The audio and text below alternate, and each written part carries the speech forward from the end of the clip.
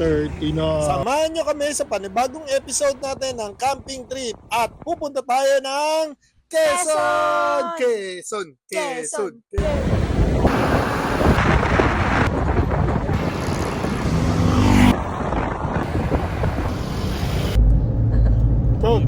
Oh, ching ching. Ito na tayo sa Sariaya. Ito rin dito.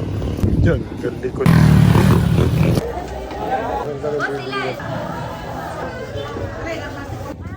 Happy na naman ang daddy ko kasi ang dami niya nabiling isda. Redo.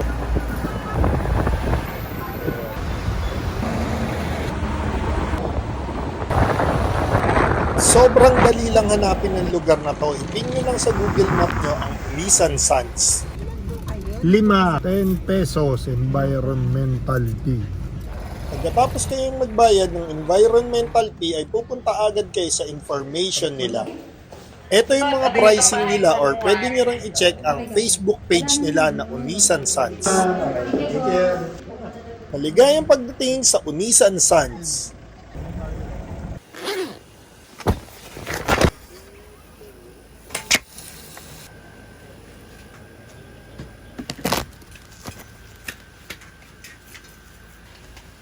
Yun! Renta tayo ng room. Mamaya sabihin natin bakit. Ito yung nirent namin na room, Socorro. Bakit? Kasi puro oldies ang kasama namin. Spacious, pwede kang maglatag dyan. May aircon, ventilador, TV, personal na CR, rep, kape pa na libre, saka thermos, electric kettle.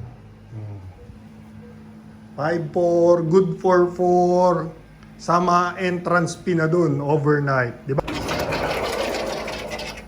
Kona! Ay! Uy! Pusip! Uy, tamo.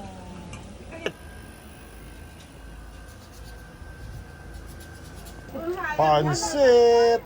Tara, samahan nyo kami magtayo ng tent. Ito lang.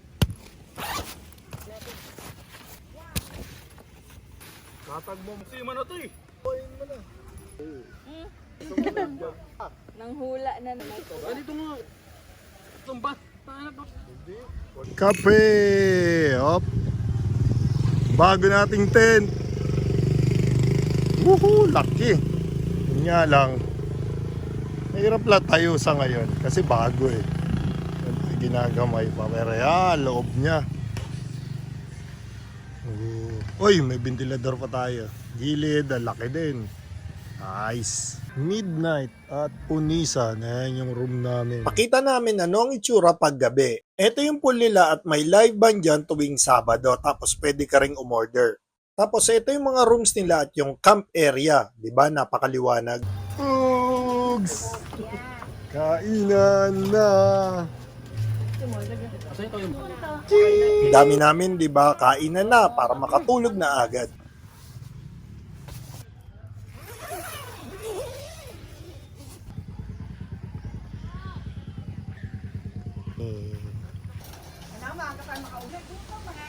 Meron din silang kayak dito, depende kung ilang oras niya i-avail.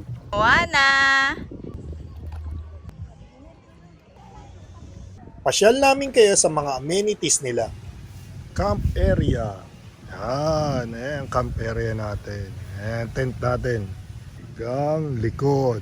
Dami, di ba?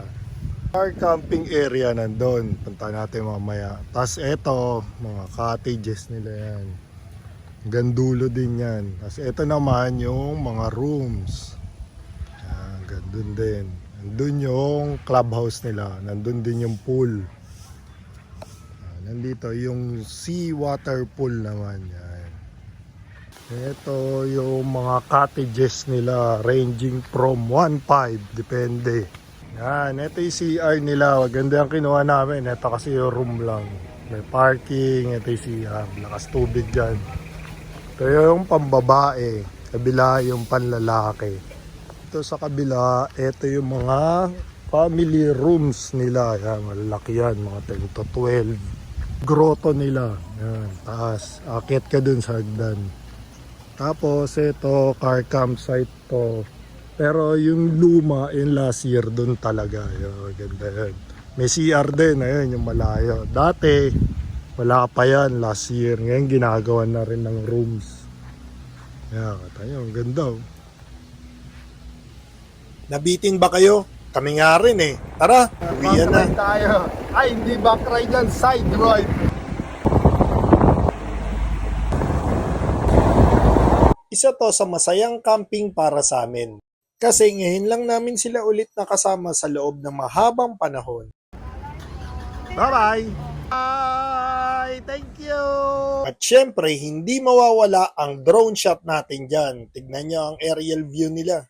Konti lang ang video namin dito kasi totoo, sobrang nag-enjoy kami dahil ang tagal na naming hindi nagkasama-sama ng gantong karami sa iisang outing lang. At sana masundan pa ito at maulit pa ng napakadaming beses. O paano sa susunod na biyahe ulit? Maraming salamat sa pag-aaksaya ng oras nyo sa amin. Paalam!